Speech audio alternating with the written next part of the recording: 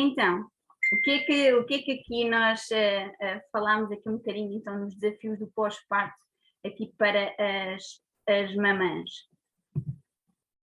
Portanto, uma das grandes aqui alterações que vai haver aqui será aqui as alterações posturais, não é? Ou seja, nós temos aqui, começamos aqui com a gravidez, em que temos aqui o centro de gravidade anteriorizado, a base de apoio de sustentação mais alargada, e depois no pós-parto vai ocorrer também estas alterações devido ao bebê, não é? Ou seja, ficamos aqui com o rabióste aqui mais para dentro, como podemos aqui ver na imagem aqui da direita.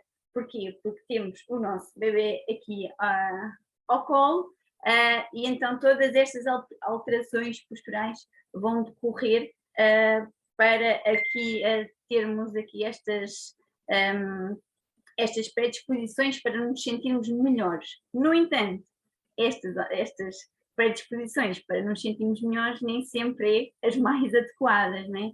Porquê? Porque vão nos causar desconfortos na lombar, que muitas vezes isto ocorre, cervical, também na dorsal, aquelas dores nos punhos que ocorre muito no final da gravidez e no início do pós-parto. Isto porquê? Porque há um aumento aqui do edema e esse edema faz com que haja alguma compressão a nível nervosa, a nível dos tendões. E, por exemplo, há muitas mães que referem aquelas dores, aquelas dormências aqui na zona do túnel cárpico e que têm essas dores, ou, por exemplo, aqui na região daqui perto aqui do polegar, que é até no sinovite de Carvan, como nós chamamos.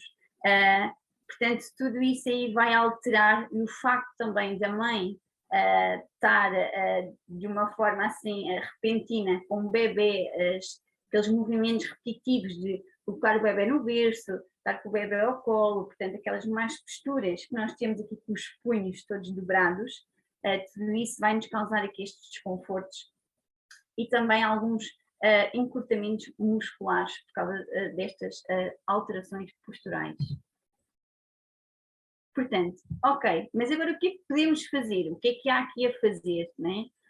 A mobilidade, nós vimos da gravidez com este ênfase aqui na mobilidade, que é bastante importante por causa da bacia, mas que também repercute depois no pós-parto, e a mobilidade é bastante importante para a mãe não estar tão rígida, tão tensa, e não estar naquelas más posturas que vimos com o rabiosco para dentro, os ombros aqui para a frente. Ok, então o que é que também podemos aqui fazer mais? Correção postural. Ou seja, às vezes o facto de percebermos, ok, eu vi aquela imagem que no workshop da Fideo Torres passaram, em que temos aqueles ombros para a frente, o rabiosco para dentro, ok, vão lembrar, certo, não posso ficar assim, não é? Porque temos a tendência que o bebê ao colo fazer essas posturas. Então tentar crescer, como se imaginar que alguém está-vos a puxar a vossa cabeça bem lá para cima, né? Bem lá para o teto, alongar aqui o pescoço, aqui os ombros para baixo, para trás, a parte do alongamento, que é bastante importante, uma vez que neste pós-parto inicial nós esquecemos um bocadinho de exercício e tudo mais, e o alongamento é bastante importante para conseguirmos aqui promover aqui um relaxamento também dos nossos músculos, não é? E a parte do fortalecimento, que é bastante importante, com as aulas que nós temos, por exemplo, de pilates pós-parto, que é para quê? Que é para dar aqui à mãe um estímulo e um incentivo a reestruturar todo o seu corpo para isso. Então aqui a parte do fortalecimento também é importante neste sentido das alterações posturais que podemos aqui ocorrer no pós-parto.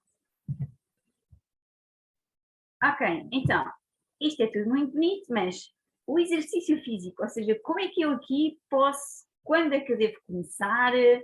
Parece que ficamos aqui um bocadinho perdidas, não é? Nós temos o bebê e depois, ok, e agora? O que é que eu tenho que fazer? Por onde é que devo começar?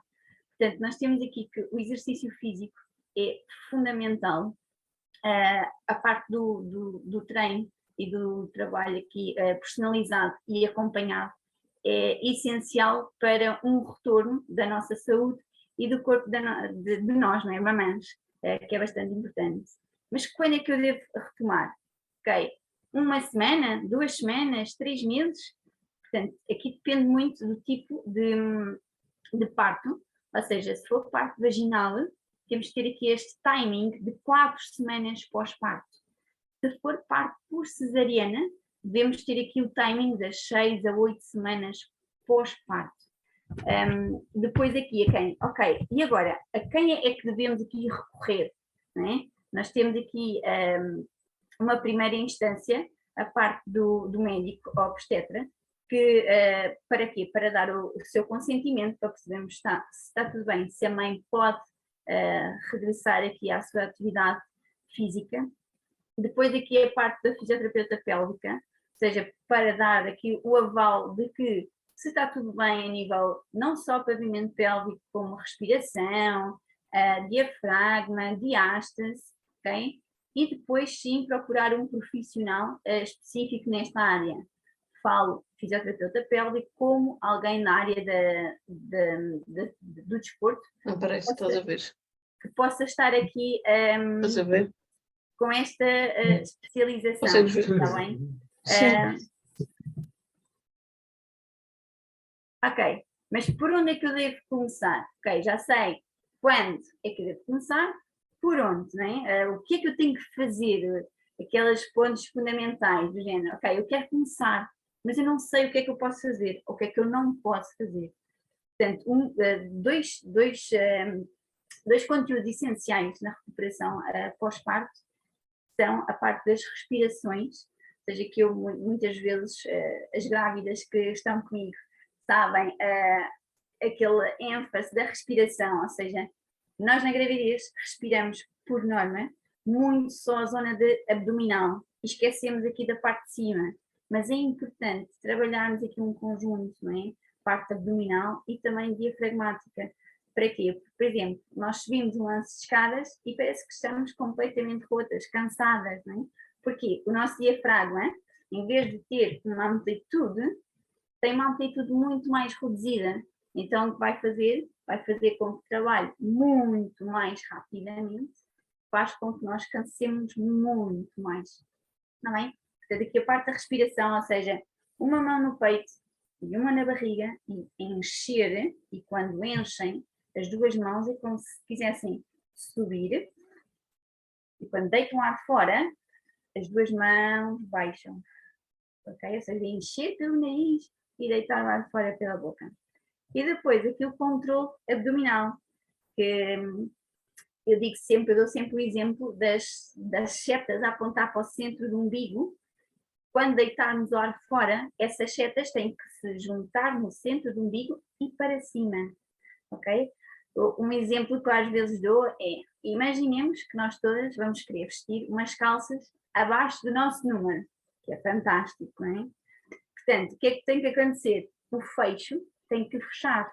Então nós temos que deitar o ar fora e contrair a zona abdominal, ok? Estes dois exercícios são bastante importantes aqui para o retomar do exercício, que depois é fundamental mesmo para acompanhar no restante planeamento de treino. Ok, mas será que faz sentido? Será que não faz? Faz muito. O retorno ao exercício físico não só acarreta benefícios físicos, como também emocionais, sociais. O facto de estarmos com outras mães, o facto de partilharmos as nossas dúvidas, as nossas experiências, isso aí é muito bom enquanto mães, e a troca de partilhas é bastante agradável para percebermos aqui às vezes diferentes pontos de vista. Isso com o meu filho aqui com X meses sentiu-se melhor com a Xuxa YZ, e a outra mãe diz, não conheço. Portanto, esta troca de partilhas é bastante importante. E quando eu digo isto, porque as nossas aulas de pós-parto, os bebés podem ir com as mamãs, tá bem? Nós colocamos lá uns colchões e o facto da mãe estar a fazer exercício físico e o bebê está a ver aqui a mamãe aqui a praticar o exercício físico, que é muito, muito, muito bom. Ok, 8 dos temas, aqui bastante bastante fulcrais e que ainda são um bocadinho, é um bocadinho ainda tabu falar deste tema, que é o regresso à atividade sexual. Ou seja, quando é que eu devo regressar? Como é que eu devo fazer? Será que tenho que esperar não sei quantos meses? Será que tenho que esperar semanas? Isto aqui só para perceberem e ficar bem claro que não existe um timing para o retorno à atividade sexual. É bastante importante nesta fase haver a comunicação entre o casal, ok? Porque estamos numa fase em que existe uma grande alteração, eu digo sempre, é um cocktail hormonal gigantesco e que a mãe não tem, nem pensa neste aspecto, não é? Nós estamos tão focadas no bebê, estamos tão focadas de que há ali um ser pequenino que precisa de nós e que não pensamos sequer neste assunto. No entanto, também temos que perceber aqui um bocadinho da parte do companheiro ou da companheira que ele não está a passar por este cocktail hormonal tão grande como a mulher passa. Então, às vezes, eles não querem ferir suscetibilidades, mas falam nisso e a mãe não quer falar, mas é importante falarem e perceberem, ok? Para o companheiro perceber que vocês nem sequer pensam nisso, ou não estão com predisposição para, ok? E esta comunicação é fulcral na vossa relação para haver aqui um diálogo e perceberem aqui o que é que podem ajustar, o que é que podem fazer, ok? E perceber aqui, ok, como é que eu devo fazer? Perceber aqui que não existe só a parte da penetração, não é? Nós quando falamos na parte da atividade sexual pensamos logo na parte da penetração. Não existe só a parte da penetração, existem muitas outras coisas que podemos fazer. Eu digo sempre, sejam criativos, deem asas aqui à vossa imaginação, explorem o vosso corpo, ok? É bastante importante nesta fase o conseguirem aqui explorar o vosso corpo e perceberem outras formas de terem estas carícias, esta relação mais íntima entre vocês, ok? E depois aqui relembrar que as dores nas relações sexuais não são normais. Podem ser comuns numa fase deste pós-parto bastante inicial, mas não são normais, ok? O facto de ter a dor é como se fosse um reflexo do nosso corpo a dizer de que algo está mal. Okay? Às vezes pode ser por alguma tensão nos músculos do pavimento pélvico, pode ser por alguma zona que esteja ali a comprimir, pode ser por exemplo, pela cicatriz, não só a cicatriz da episiotomia, do corte, mas também pelo facto da cesariana, por exemplo. Há pessoas que pensam que partos por cesariana não têm dores, por exemplo, nas relações sexuais, ou não podem ter dores no pavimento pélvico. Isto não é verdade. Partos por cesariana podem ter dores nas relações sexuais, pós-parto sim, porque independente da via de parto, tudo influencia, não é? Tenho aqui a minha bacia, que é aqui o boneco que às vezes aqui exemplifica aqui às mães, para perceberem que o bebê teve 9 meses aqui a sobrecarregar o pavimento pélvico, não é? Portanto, mesmo que seja cesariana, o pavimento pélvico fica enfraquecido. Portanto, toda esta área muscular pode estar disfuncional. E é isso que temos que tratar, ok? Estas dores, para quê? Para terem uma melhor qualidade de vida, ok? E para serem um retorno à atividade sexual muito mais fácil e muito mais prático, ok?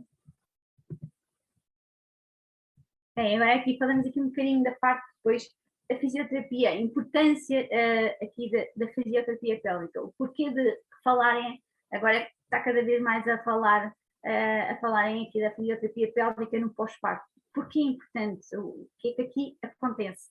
Né? Como eu aqui mostrei, estes músculos que estão aqui na base da nossa bacia, estes músculos vão suportar aqui o nosso bebê, os órgãos pélvicos, como o nosso útero, a bexiga, e vão estar aqui a sobrecarregar 9 meses aqui um peso extra.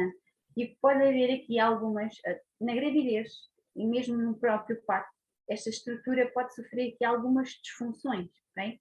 Não só a nível de dor, como diminuição da força muscular. Pode ocorrer, por exemplo, as perdas de urina, que muitas mães no pós-parto me referem, que após terem os bebés têm algumas perdas de urina. Por exemplo, normalmente é mais quando espirram, quando tossem, e isto não é normal. É sinal que existe aqui alguma disfunção e que temos que perceber, ok, o que é que está aqui a funcionar de forma incorreta e que podemos aqui ajudar, está bem? Por isso, aqui os músculos do pavimento pélvico têm que ser um trampolim, ou seja, têm que ser fortes o suficiente para nos suportar. Imaginem que vocês vão saltar num trampolim, não é? Aquela cama elástica tem que ser forte o suficiente para vos impulsionar para cima, mas ao mesmo tempo ser flexível, ok? E é o que acontece aqui aos músculos do pavimento pélvico.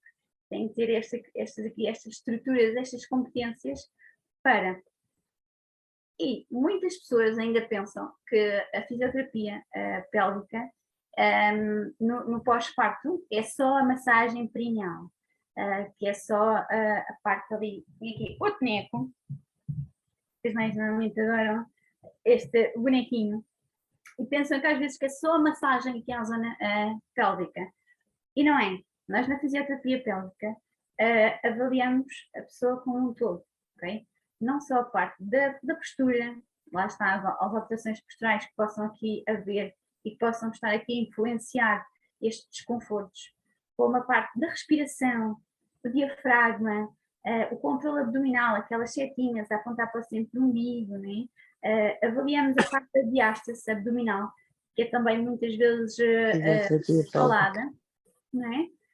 E que é importante perceber aqui que a diástase... o Marlon também vai ver isto, certeza. Esta diástase pode aqui alterar aqui também alguma disfunção, alguma sintomatologia que possamos estar a ter.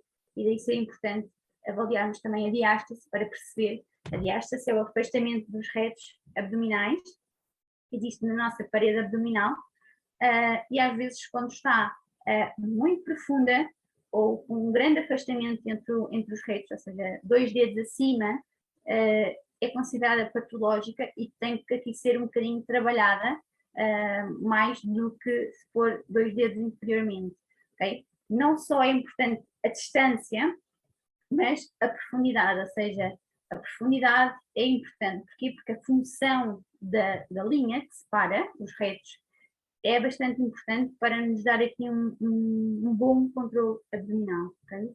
E como já falámos aqui das cicatrizes que possam haver e que devem ser trabalhadas, como a parte da cicatriz cesariana, ou a cicatriz da episiotomia, ou simplesmente a cicatriz da laceração, ou seja, quando rasga o pavimento pélvico, por norma, cicatrizes de episiotomia, que se chama episiorrafia, são de forma na diagonal, ok? Para a direita ou para a esquerda. Por norma é para a direita, porque o obstetra é destro. Se for para a esquerda, é porque o obstetra é esquerdino. Cicatrizes de laceração, por norma, estão na vertical, na direção do ânus, ok? Esta, assim, a diferença entre estas cicatrizes, ok? E também vamos aqui avaliar a parte das dores e dos desconfortos que ocorrem, por exemplo, dores lombares, dor na zona do sacro, aquele ossinho mais cá embaixo na zona do rabiós que faz aquela curva. Portanto, essas dores, tudo isso podemos tratar aqui também na fisioterapia pélvica. Por isso, a fisioterapia pélvica é que um mundo, não é só a parte da massagem perineal, como muita gente pensa. E isto tudo porquê? Porque é que temos aqui que avaliar estes pontos, estes itens? Porquê? Porque para melhorar a qualidade de vida da mãe. Não é? E porque estando uma mamã saudável, temos um bebê mais feliz. Não é? Por isso, estes desafios todos no pós-parto que estamos aqui a relatar, são bastante importantes para depois conseguirmos ajudar-vos no melhor exercício, no melhor programa de exercícios de treino individualmente para cada mulher. ok?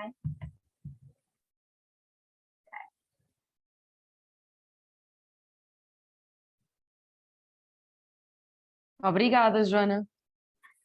Agora vamos passar aqui à parte do bebê, não é? Que a Adriana vai fazer o compartilhamento da tela. Sim, vamos fazer de conta que agora o nosso bebê já nasceu, não é verdade?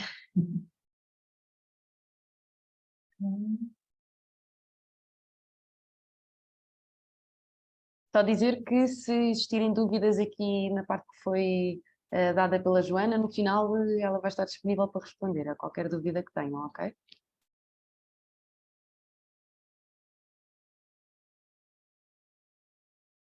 Deixem-me só ajustar aqui um pouco para começar a falar convosco. Sim. Ok. Então, temos o nosso bebê, não é? Estamos assoberbados com tudo o que é novidade, estamos assoberbados com tudo o que é novidade no nosso próprio corpo, quer dizer, o corpo da mulher modificou-se absurdamente, não nos reconhecemos ao espelho, já nem sequer temos o bebê dentro da nossa barriga e não temos tempo para pensar nisso, habitualmente, porque temos um bebê que pede por nós, pede a nossa ajuda. Esperem só aqui um momento que está aqui, estamos aqui um bocadinho fora do sítio. Assim, sim.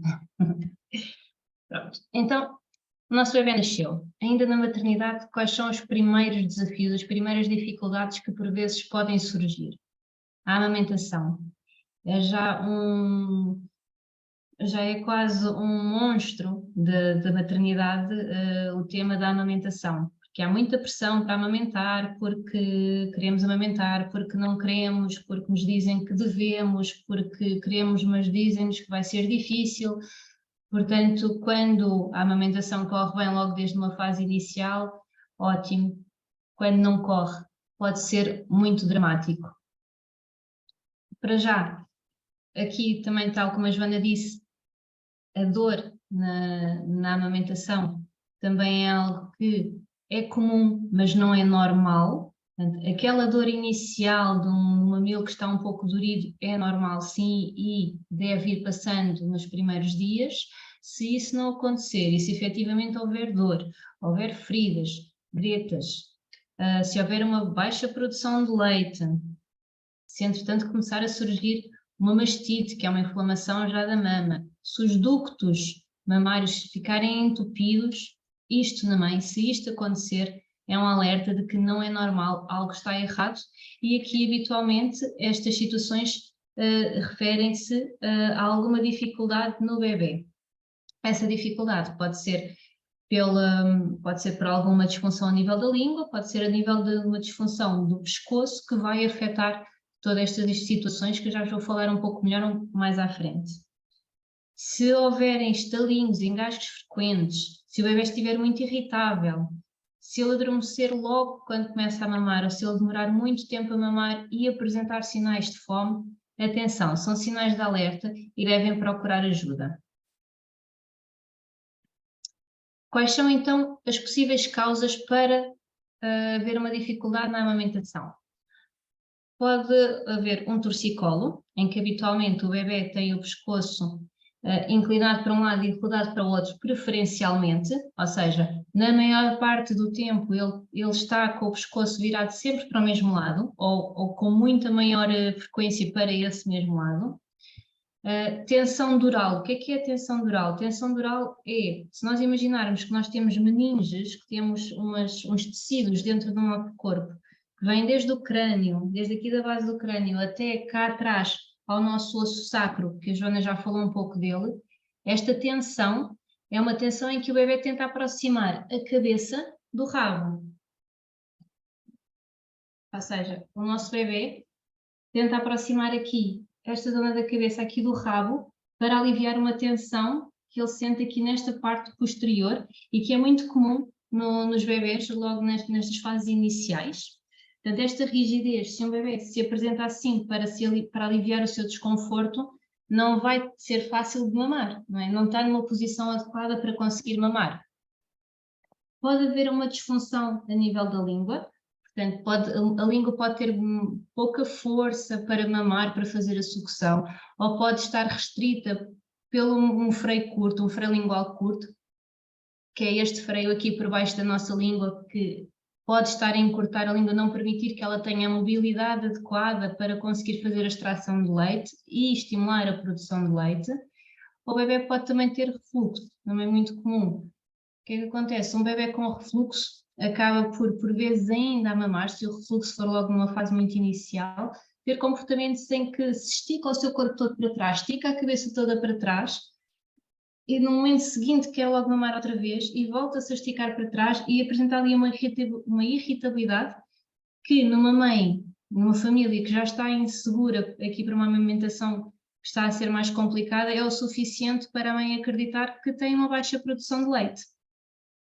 Agora, uma coisa muito importante a reter é que a maior parte das mulheres não tem baixa produção de leite, ou seja, não tem uma baixa produção de leite patológica dela própria. E às vezes já há muito isto que se ouve, que tu tens pouco leite, ou tens o peito pequeno, portanto não vais ter leite para amamentar o teu bebê.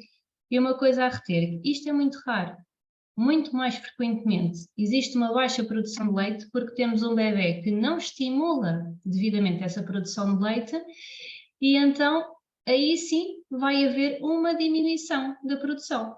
Mas se conseguirmos descobrir qual é que é a verdadeira causa dessa diminuição, da falta de estímulo por parte do bebê, se conseguirmos tratar esse bebê, essa situação, então este aumento da produção de leite pode-se restabelecer.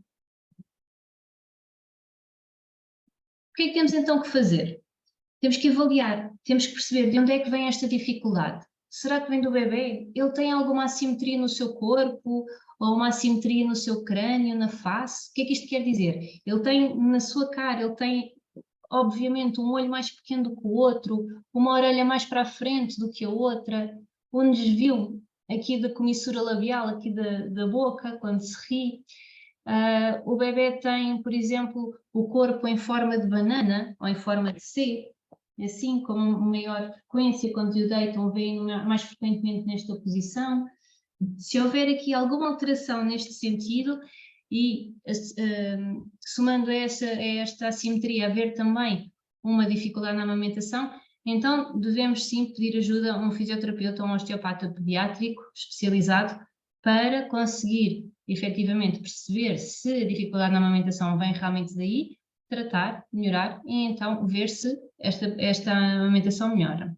Se a dificuldade for na pega e se houver uma baixa produção de leite não associada a assimetrias ou a disfunções da língua do bebê, então devemos recorrer a uma CAM, uma conselheira de aleitamento materno, ou IBLC. São os profissionais de saúde mais adequados para nos ajudar. Se houver um freio lingual curto ou uma disfunção a nível da língua, se virmos um bebê que tem a língua sempre fora da boca, que tem uma língua muito gordinha, ou que um bebê que tem o freio curto, que quando se vê a língua dele, a língua tem assim a forma de um coração, ou então se o bebê chora e a língua está sempre cá em baixo, possivelmente, lá está mais uma vez associada a uma dificuldade na amamentação, vai haver aqui a necessidade de recorrer a um terapeuta da fala, mas um terapeuta da fala especializado na amamentação, um terapeuta da fala especializado em terapia miofuncional. Okay? Aqui é importante vocês também perceberem que um terapeuta da fala global nem sempre vai poder fazer uma boa avaliação destas situações, tal como um fisioterapeuta geral ou um osteopata geral que não seja especializado em pediatria também não vos vai avaliar corretamente. Portanto, cuidado com estas informações às vezes, podem fazer avaliações com quem não é especializado na área e receberem informações não adequadas, quando se fossem encaminhados para um especialista na área pediátrica, aí sim poderiam estar mais certos de que teriam um bom encaminhamento da situação. O que é que são então as assimetrias? Eu já disse um pouco, mas temos aqui o nosso bebê. As assimetrias a nível da cervical do pescoço, habitualmente temos um bebê que roda a cabeça para um dos lados e inclina a cabeça para o lado oposto. Portanto, é muito comum vermos um bebê com um torcicolo assim, nesta posição. não quer dizer que ele não consiga virar para o outro lado, está bem? Muitas das vezes são estas situações, são estes comentários que eu recebo, que é, mas o meu bebê também vira bem para o outro lado. Sim, o bebê consegue virar para o outro lado, mas provavelmente não consegue ter toda a amplitude e como não lhe é tão fácil virar para esse lado, ele maioritariamente vai ter a cabeça virada para o outro lado e inclinada para o lado oposto. Uma cabeça plana, ou mais comumente conhecida por plagiocefalia. Uma plagiocefalia é uma zona da cabeça do bebê que fica plana, aqui na região posterior e um pouco mais para o lado. Plagiocefalia é o termo que os pais e as mães habitualmente já conhecem mais, já vão ouvindo falar. Existem outros termos, por exemplo, se a cabeça for plana, toda aqui atrás chama-se brachiocefalia, ou se a cabeça for plana aqui dos lados, é uma escafocefalia. Qualquer uma destas situações exige sim ser visto por um fisioterapeuta ou osteopata pediátrico. Isto porquê? Porque estas estruturas ósseas, eu tenho aqui um crânio para vocês perceberem melhor. Este crânio aqui imaginem a vossa testa, aqui estariam os vossos olhos. Portanto, o nosso crânio é constituído por diferentes ossos, diferentes placas ósseas. No bebê, estas estruturas ósseas ainda estão em formação, mas o que acontece é que muitas das vezes, ou no parto, ou ainda mesmo dentro da barriga da mãe, em que o espaço poderá estar mais condicionado por ser uma pessoa que tem menor mobilidade ou que tem menor mobilidade mesmo dos tecidos da barriga, não é? Que faz com que o bebê fique lá mais apertadinho. Por vezes estas placas ósseas podem se sobrepor um pouco ou podem se juntar em demasia e ficam zonas muito rígidas que não têm movimento. Portanto, nós estamos habituados a pensar no crânio como um só osso que não é móvel, mas estes ossos devem se movimentar um pouco para permitir a entrada de mais líquido, de ar, sem que aumente a pressão. E quando isto acontece, quando existem estes pontos de rigidez, são pontos de desconforto para o bebê e de assimetrias que vão se repercutir por todo o seu corpo, porque isto são conjuntos de articulações que vêm depois aqui pela coluna abaixo e podem originar ou alterações da mordida, aqui da mordida da boca, uma boca com mordida cruzada, ou com escoliose a nível das costas, ou com aparentemente uma perna mais curta do que a outra. Pronto. Outra das situações das assimetrias é aquilo que eu já vos falei, que é o corpo em banana, ou seja, um bebê que quando o deitamos na sua cama ou no nosso colo, que ele está sempre mais inclinado para um dos lados, maioritariamente nesta posição, em que, imaginem, o seu lado, neste caso o lado esquerdo, está sempre mais encolhido do que o lado direito.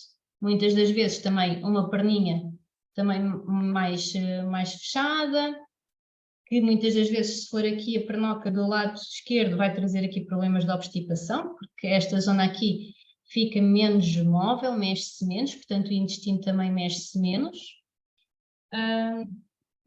Associado ainda também muitas das vezes aos torcicolos, um braço que fica mais parado, portanto se vocês tiverem um bebê que está preferencialmente sempre a olhar aqui para um dos lados, neste caso aqui para a esquerda, ele nunca vê este braço, ou raramente vê este braço, vai ver muito mais este. Portanto, este vai ser mais estimulado visualmente, ficando este mais parado. Este é que é giro de ver mexer. Né? Este aqui eu nem me lembro que ele existe. Um bebê está tão imaturo que se não tiver este tipo de estímulos de parte visual e muito toque por parte dos pais, ele facilmente mantém aqui este braço mais parado, por exemplo. Então, o que é que nós podemos com isto tudo considerar? Que é normal um bebê chorar. Isto é mais uma daquelas frases que vocês vão ouvir. E sim, é normal um bebê chorar. Um bebê que chora está a comunicar, não é? Ele comunica através do choro, não só das suas expressões faciais, mas principalmente numa fase muito inicial, é o choro que lhes diz se têm fome, se têm sono, se têm sede, ou se até estão inseguros, ou até mesmo se têm saudades dos pais, não é? Se sentem, lá está, a insegurança é a saudade dos pais. Um bebê acabado de nascer ou nascido há pouco tempo, ele não sabe que está em segurança dentro da sua casa, dentro do seu berço. Ele só se sabe seguro se estiver ao colo do seu progenitor, que sabe que é aquela pessoa que o vai proteger, que é aquela pessoa que quando ele tem algum desconforto, que o ajuda, né? Que lhe dá alimento, que lhe dá calor. Portanto, o bebê chora para comunicar e os pais respondem. Muitas das vezes vamos por tentativa e erro, não é? Nem sempre conseguimos identificar logo se o bebê tem fome, sono, frio, etc. Então vamos experimentando. Experimentamos se eles têm fome, vamos alimentá-los, vamos tentar adormecê-los, vamos lhes dar colo e vamos perceber se o bebê então fica mais tranquilo. Então e se ele não ficar? Se o bebê continuar a chorar, o que é que pode significar? Portanto, vamos novamente avaliar. O bebê pode ter febre, pode ter uma otite, uma infecção respiratória, infecções urinárias, e a quem nos devemos dirigir? Sempre pediatra, médico de família ou hospital. Mas se esse desconforto for mais pelas cólicas, refluxo, pela rigidez, por tensão dural, por imaturidade do seu sistema, aí nós podemos e devemos recorrer a um osteopata ou um fisioterapeuta pediátrico, especializado na área. Em que é que nós podemos ajudar?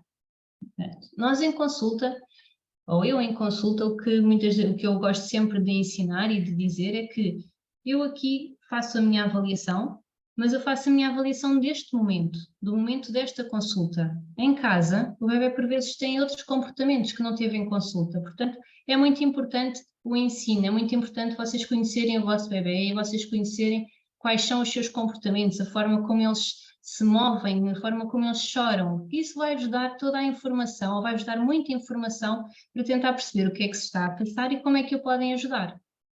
Por exemplo, no caso de obstipação, o que é que vocês podem fazer para ajudar o vosso bebê? Aqui é fácil, não é? Se um bebê não faz cocó, e se associado a isso tem algum desconforto, então o bebê tem obstipação. É uma situação fácil dos pais avaliarem. O que é que podemos fazer para ajudar? Uma massagem aqui na lombar, nesta região aqui, entre o sacro, o rabinho, e aqui nesta região vai ajudar a mobilizar, vai ajudar aqui a aquecer um bocadinho aqui estes tecidos, os nervos que por aqui passam, que também têm influência na função dos esfíncteres. Fazer aqui uma massagem, não existe técnica específica, não vão estar a prejudicar o vosso bebê, vão estar sempre atentos se o bebê está confortável em relação a esta massagem. Podem fazer alguns exercícios em que trazem o joelho, eu vou mudar só aqui um bocadinho aqui o ecrã para ver se vocês conseguem ver melhor este bebê. Ok, então o que é que vocês podem fazer aqui? Que tipo de exercícios? Podem trazer o joelho ao ombro oposto, não vão tocar diretamente no joelho, mas vão aproximar, aqui vão dar mais mobilidade a esta zona aqui da bacia, vão fazer aqui massagem na zona do intestino para ajudar aqui o vosso bebê. Praticar o tummy time, ou seja, o bebê de barriga para baixo, desde que ele esteja confortável. Se assim for, fazem aqui alguns movimentos às pernas do bebê, sempre a verificar se ele está confortável. Afastam ligeiramente a perna para o lado, puxam um pouco para cima, trazem um bocadinho para fora, sempre dentro do conforto do bebê. A massagem abdominal, aqui na região da barriga, podem fazer a chamada paz do moinho, em que trazem a vossa mão de cima a baixo. Podem usar um óleo ou fazer diretamente em cima da roupa do bebê. Fazer uma massagem com a técnica do I Love You, em que começamos com uma massagem aqui por baixo da região das costelas, só do lado esquerdo do bebê primeiro, de cima para baixo, depois região transversal e para baixo, como se fosse um L invertido, e por fim o invertido, em que percorrem todo o intestino do bebê para ajudá-lo aqui a aliviar o seu trânsito intestinal. E por fim, ajudá-lo aqui com o movimento das pernas para cima. Mas atenção, não façam aqui em baixo, façam um pouco mais acima, para que aqui o esfíncter também possa relaxar um pouco mais e aí sim, o bebê poder sentir o seu alívio. Outra das situações muito comuns é o refluxo. Muitas das dúvidas dos pais é qual é que é, se o bebê tem refluxo ou se o bebê tem cólicas. Isto porque existe o refluxo oculto, em que o bebê tem refluxo, mas nem sempre o leite sai. Quando isto acontece, o bebê chora, tem um choro muito intenso, porque é desconfortável, e se os pais não virem leite a sair, muitas das vezes confundem com cólicas. Existe uma diferença muito grande, que é, quando o bebê tem refluxo, ele vai se esticar para trás, vai trazer o seu pescoço mais para trás, vai colocar as suas pernas muito rígidas, muito esticadas. Enquanto que nas cólicas ele habitualmente fecha-se mais, encolhe muito as pernas, uma e outra, né? E fecha-se mais sobre o estômago. Pensem um pouco em vocês, se tiverem aquela azia, aquele desconforto aqui, vocês parece que querem esticar mais o peito, como se quisessem aqui que o ar saísse para dar um arroto, não é? Os bebés igual, se tivermos dor de barriga nós vamos nos encolher mais, vamos nos fechar mais. Portanto, vejam, olhem para o vosso bebê, tentem perceber qual é que é o comportamento do seu corpo para perceberem melhor o que é que se poderá estar a passar. Portanto, se o bebê tiver refluxo, depois de comer, vamos deixá-lo uns 30 a 40 minutos mais numa posição mais vertical. Vamos tentar amamentar ou dar-lhe o biberão sempre numa posição mais vertical também, em vez da clássica posição do bebê deitado a amamentar. Deveríamos colocá-lo numa posição mais vertical, assim, afastar as vossas pernas, para as pernas do bebê ficarem pelo meio. Já agora, uma parte, um biberão deve sempre ser dado com o bebê numa posição mais sentada e deve ser sempre mais verticalizado, nunca assim, está bem? Sempre uma posição mais vertical, para ser o mais fisiológico possível para o bebê. E imaginem vocês também se estivessem a comer ou a beber água completamente deitados. Não é fisiológico, está bem? Para um bebê também não é, apesar de nós estarmos habituados a vê-los serem amamentados e serem alimentados a biberão dessa forma. Portanto, quando existe refluxo, vocês vão insistir para que o vosso bebê rode bem a sua cabeça para um lado e para o outro. Não são vocês que vão rodar a cabeça do bebê como eu estou a fazer, mas vão estimular. Vão estimular para que ele olhe para um lado, estimular para o outro, para que ele olhe para o outro lado, através de sons, através da vossa cara, vão falar com ele, através de cheiros, está bem? Para que o vosso bebê consiga mobilizar bem este pescoço. Muitas das vezes um refluxo também está muito associado a tensões e rigidez a nível do pescoço, não é? Imaginem-se a tentar engolir alguma coisa com um pescoço curto, não é? Como se fosse uma tartaruga. É difícil. Se um bebê tiver um pescoço muito curto, se um bebê tiver um torcicolo, muito possivelmente ele terá um refluxo, porque aqui o tubo, o esófago, também vai estar mais limitado em termos de movimento. Ajuda também bastante, como é um bebê que se estica muito para trás, torna-se um bebê muito rígido. Então vamos mexer aqui um bocadinho os bracinhos dele, aqui o peito, um bocadinho para baixo e para trás, sempre dentro do conforto do bebê. Nada disto deve magoar, está bem? Sempre verem o vosso bebê a perceberem se ele está confortável. E aqui também, na região do diafragma, ou seja, o músculo principal respiratório que fica aqui por baixo das costelas, fazerem aqui uma pequena massagem. Por vezes é este músculo que está muito tenso, temos o esófago que passa aqui, né? Depois o estômago aqui por baixo, e muitas das vezes é este diafragma aqui que aperta em demasia, não permitindo aqui um bom fluxo de leite. E por fim as cólicas. Temos então as cólicas associadas ao sistema intestinal, mas temos também, erradamente chamado cólicas, uma sobrecarga do sistema nervoso. O que é que podemos fazer para aliviar esta sobrecarga do sistema nervoso? E o que é que são estas cólicas, habitualmente? Estas são aquelas cólicas que surgem maioritariamente mais ao fim do dia, ou então, também varia um pouco de cada bebê, podem ser sempre à mesma hora do dia, 7 da tarde, é a hora mais comum, duram por vezes até 3 horas, com o bebê sempre a chorar sem que nada o consiga aliviar. E o que é que podemos então fazer? Para prevenir, durante o dia, o mínimo de estímulos possíveis ao bebê, evitar luzes muito fortes, evitar os ecrãs que têm aquelas luzes que vão mudando de direção, de intensidade com muita com muita rapidez, evitar o telemóvel, o ecrã do telemóvel perto do bebê, principalmente se o resto das luzes estiverem apagadas.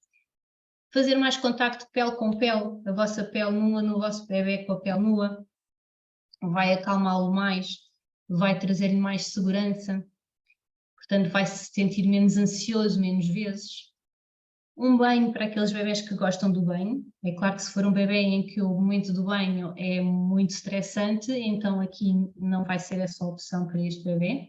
E passear. O passeio, o movimento principalmente, traz-lhes muita tranquilidade aqui, muito alívio do sistema nervoso. Porquê? Porque o bebê dentro do útero já estava habituado a estar constantemente em movimento pelo líquido amniótico. Portanto, aqui ter um movimento constante com o bebê ajuda-lhes imenso a se sentirem mais tranquilos e estimulam bastante o seu sistema vestibular, que é importantíssimo para o seu equilíbrio futuro, para a coordenação, etc. E muito toque, mas toque não é uma festinha levezinha, é um toque intencional, é um toque em que o bebê se sente. Isto porque o bebê não conhece os limites do seu corpo, o bebê não sabe que tem uma perna, um joelho, um pé, dedos, não é? Até mesmo vocês estão aqui a falar comigo e de certeza que não devem, se não tiverem nenhuma dor específica, não devem estar a pensar, por exemplo, no vosso joelho, excepto agora que eu falei nele, não é? Mas se alguém tivesse tocado no vosso joelho, o vosso cérebro iria-vos dar um alerta de que ele existe. Então ia pensar como é que eu o sinto, ele está quente, está com dor, está rígido, está dobrado, está esticado. Portanto, este sentido do bebê é importantíssimo que vocês o toquem na face, na cara, na boca, nos lábios, orelhas, nariz, olhos, testa, todo o corpo do bebê deve ser tocado para que o cérebro do bebê conheça o seu corpo, para que possa ter um desenvolvimento psicomotor melhor. Então, aqui não me vou alongar muito no desenvolvimento motor, só queria deixar aqui alguns pontos principais, que é, por exemplo, o que é que acontece em termos de desenvolvimento motor? Existem algumas etapas que são esperadas dentro de algum espaço de tempo, em que, se passar este tempo esperado para determinada etapa, vai-se considerar que há aqui algum atraso no desenvolvimento motor. Por vezes, o que acontece é que estamos a ser bombardeados por perguntas ou por comentários de outras pessoas em que perguntam, por exemplo, logo aos 6 meses, se o bebê já se senta. No entanto, isto é a fase inicial de uma janela temporal, está bem? Tal como o andar. Já é expectável que um bebê com 1 ano que já consiga andar. No entanto, até aos 18 meses de idade é normal que um bebê não ande. É claro que não podemos ver estas situações apenas em fatias, não é? Temos que ver o total, temos que ver o global. E avaliar sempre se é um acto isolado, se o bebê ainda não anda, mas tudo o resto está ótimo, ou se existem outras situações associadas. Portanto, aqui, entre as 0 e as 6 semanas, o que é expectável num bebê? Que haja muitos reflexos primitivos, que são o reflexo do ouro, em que o bebê se assusta muito quando é movimentado, ele de barriga para cima mexe o corpo, mas de uma forma não controlada, não consegue controlar, mexer só um segmento, não é? Ele mexe-se todo muito desajeitado. Barriga para baixo, um bebê até às 6 semanas não consegue virar o pescoço. Atenção que isto é um sinal de alerta. Um bebê que desde muito cedo já levanta o seu pescoço, e eu ouço muito que este bebê tem imensa força, desde pequenino já levanta o pescoço. São bebés que são muito rígidos. E bebés que são muito rígidos são bebés que não se movimentam bem, que têm tensões, que têm desconforto. Portanto, algo está errado com este bebê e deve ser visto. São tensões que têm que ser aliviadas para que ele se possa movimentar melhor.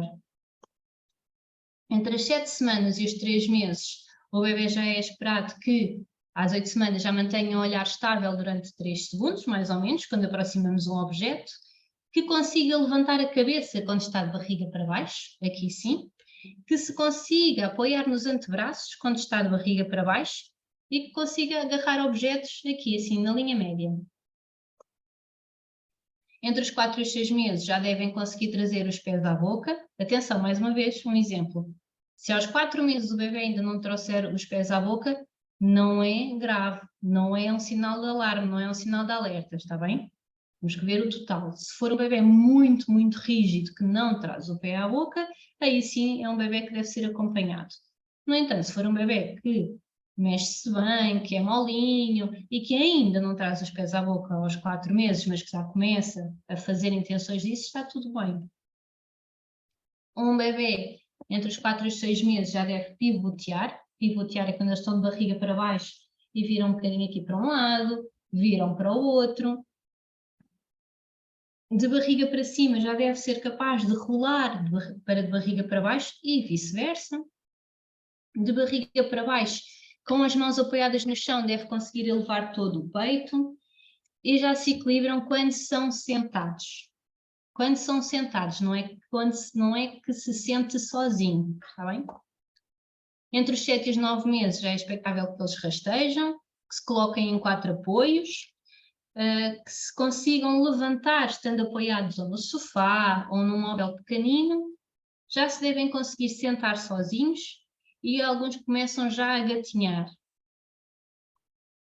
Entre os 10 e os 12 meses, estes bebés já devem gatinhar, já se conseguem manter em pé sem apoio por 1 ou 2 segundos, assim um bocadinho instável, conseguem andar de lado com apoio e conseguem subir de graus apenas em 4 apoios e já batem as palminhas aqui na linha média. Mais uma vez, após os 12 meses, se estas etapas não estiverem adquiridas, aí sim é um sinal que devemos olhar para o nosso bebê com um pouco mais de atenção. Entre os 12 e os 18 já andam com ou sem apoio, conseguem se agachar, andam com objetos nas mãos, por vezes até lhes facilita a marcha ter um objeto na mão.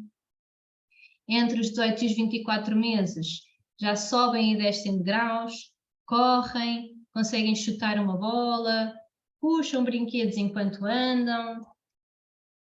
E dos 24 aos 36 meses já devem conseguir saltar, apoiar-se só com um pé, subir e descer escadas já com pés alternados, andar em bicos dos pés, intencionalmente, não é sempre. Não é? O andar sempre em bicos dos pés pode também ser um sinal de alerta, mas que, mais uma vez, deve ser visto dentro de um conjunto.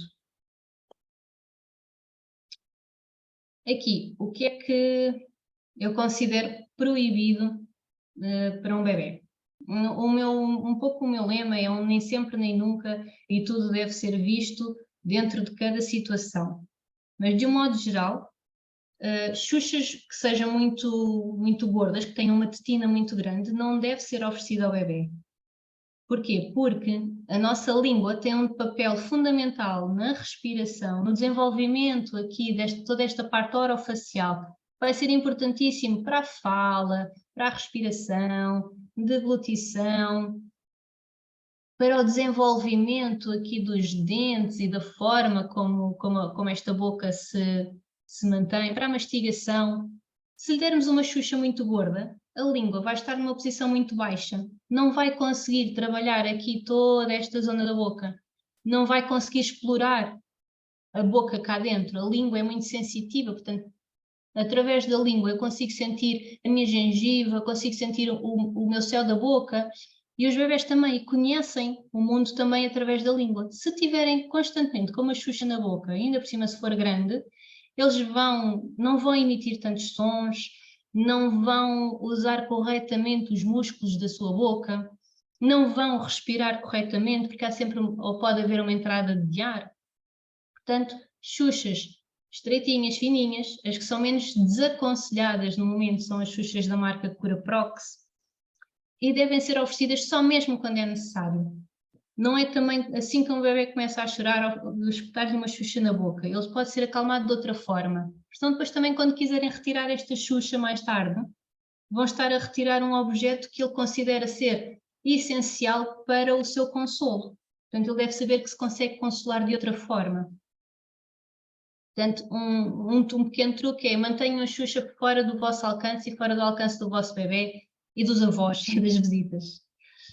Roupa muito apertada ou roupa que seja muito pouco elástica. Porquê? Porque limita os movimentos do bebê, ele tem que fazer uma grande resistência para se mexer. Imaginem vocês com um fato apertado de cabedal ou um fato de surf, não se conseguem movimentar como deve ser, não é? Um bebê que se está a desenvolver precisa de liberdade de movimentos. As meias, obviamente, não são completamente proibidas, mas devem ser evitadas ao máximo, porque os pés é como se fossem, sentem tanto ou mais como as vossas mãos. Imaginem, se vocês andarem de luvas o dia inteiro a fazer coisas, a beber água, a agarrar numa garrafa, não iam sentir da mesma forma.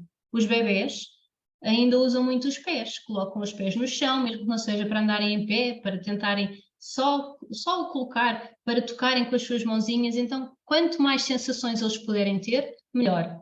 E isso vai acontecer se não tiverem o tecido. Tal como a roupa, se puderem evitar ter muita roupa, melhor, para ele sentir o toque, sentir o corpo.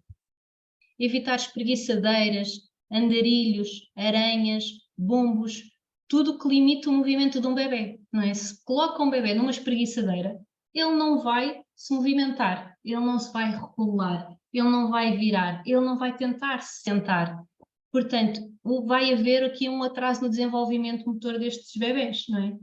Um andarilho, não é? Aqueles brinquedos andarilhos em que eles empurram e andam, também lhes modifica completamente a forma como eles andam, não é?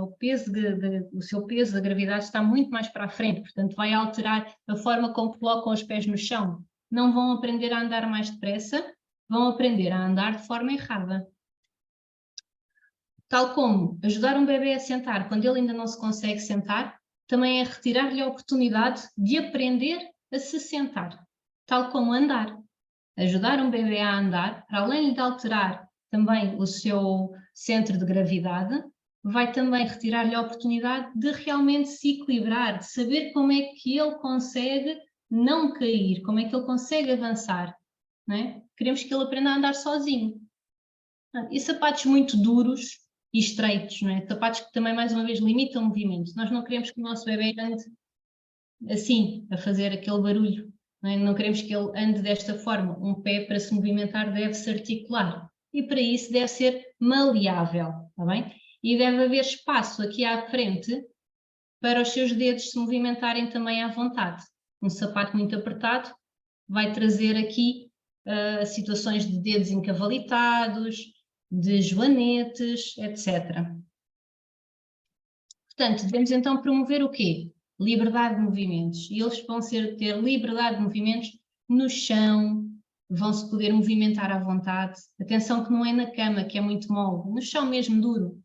No máximo um tapete de cor neutra, que é para não ser muito, para poderem ter brinquedos em cima do tapete e que o bebê consiga identificar esses brinquedos com facilidade, em vez de os perder no meio de tanta cor e de tantos desenhos dos tapetes que habitualmente se vendem para crianças. O colo, para eles se sentirem seguros, para eles não estarem com a cabeça muito apoiada sempre no mesmo lado e poder deformar a cabeça.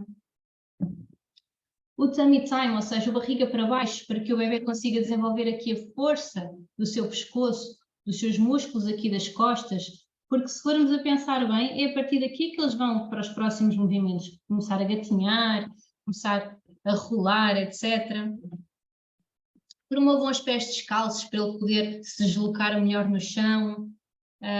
Verifiquem se o vosso bebê consegue trazer a sua língua até aqui em cima ao céu da boca. Quando ele estiver a dormir, abram-lhe a boca e vejam onde é que está a língua. Ela deve estar no céu da boca. Deve estar a fazer uma massagem aqui no céu da boca.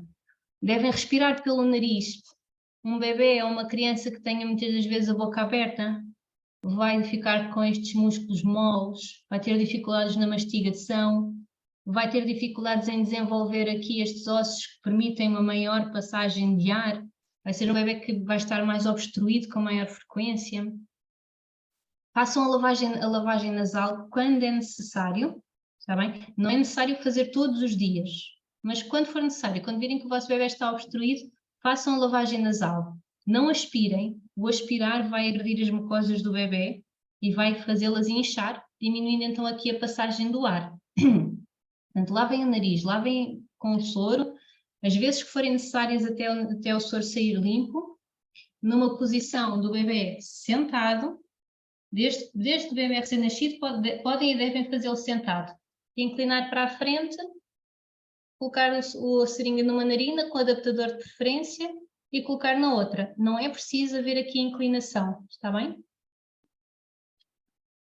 Acima de tudo, confiem no vosso bebê, deixem-no explorar. O bebê sabe se desenvolver. Vocês só devem vigiar se está realmente tudo a correr bem. Também deem principalmente muito mimo, amor, colo, segurança. Mimo não é demais, mimo não estraga, colo não estraga. Eles um dia saem do nosso colo e nós vamos desejar que eles tivessem passado mais tempo no nosso colo. Vão se tornar mais seguros e mais confiantes se eles souberem que podem sempre contar connosco. E não se acharem que, quando precisarem, que nós não os podemos apoiar. Portanto, aqui, só para terminar, o que eu incentivo a que vocês façam então é tocar muito no vosso bebê, muita massagem, a face, testa, tudo, braços, mãozinhas, não esqueçam os dedinhos, não esqueçam os dedinhos dos pés, rolem o corpo do bebê para um lado e para o outro, quando estiver numa superfície, para ele poder ter aqui este movimento. Tragam os pezinhos do bebê à sua testa, ao nariz, ao queixo, para haver aqui mais mobilidade de todas as costas do bebê, para poder haver aqui uma massagem na barriguinha e funcionar tudo melhor. Pratiquem o tummy time. Se o vosso bebê não gostar, tentem perceber o porquê. Se não conseguirem perceber porque é que ele não gosta, peçam ajuda. Pode ser um sinal que tem muita rigidez no pescoço e que não o consegue levantar e sente dor quando o faz. Enquanto não procuram ajuda, existem outras formas de praticar o tummy time. Esta é uma delas, ao vosso colo, por exemplo. E aqui ele já está a alinhar a cabeça, já está a treinar aqui os músculos. A Raquel Batista pergunta, é para ti, Adriana, em relação à Xuxa. Ela diz que não percebeu muito bem em relação àquela Xuxa que tu dizes que não aconselhas muito. Não, o que eu quis dizer é que aqui é menos desaconselhado, ou seja, não existe nenhuma Xuxa aconselhada, porque todas vão prejudicar de certa forma, ou vão retirar aqui alguma hipótese do bebê sentir a sua boca e movimentar corretamente a sua língua. Portanto, aqui é menos desaconselhado, ou seja, a que se aconselha mais é a Xuxa da cura prox. Agora estou a ver aqui que o dormir com Xuxa é desaconselhado? Sim, é preferível que o bebê durma sem Xuxa. Pode adormecer com a Xuxa, se não conseguir adormecer de outra forma, mas se assim que for possível, retirar a Xuxa e deixá-lo dormir sem ela e garantir que lhe fecham a boca e que lhe empurram um bocadinho aqui a língua para o céu da boca. Espero ter esclarecido e desculpem se não fui muito clara. Quanto aos exercícios de mobilidade, se podemos iniciá-los logo nos primeiros dias. Sim, podemos. Aqui realmente é importante ir olhando para o bebê, ir olhando para a sua expressão da sua face e saber que também nunca se deve fazer um exercício em que o bebê tenha demasiada resistência. Ou seja, os exercícios, quando os fazemos, devemos sentir que o bebê cede, ou então se forçarmos ligeiramente, que ele não tem nenhum asgar de dor, que ele não mostra desconforto ou um grande desconforto na sua face. Pronto, acho que não temos mais dúvidas. Obrigada às duas. Obrigada a ti também, Joana, por ter estado aqui a dar-nos o apoio. Obrigada eu, Exatamente. sempre aqui disponível para vocês e para vos ajudar. Muito obrigada a todas, espero que tenham gostado. Obrigada a todas por terem estado aqui presentes. É isso mesmo, muito obrigada, um beijinho muito grande. Tchau, tchau. Beijinhos. Tchau.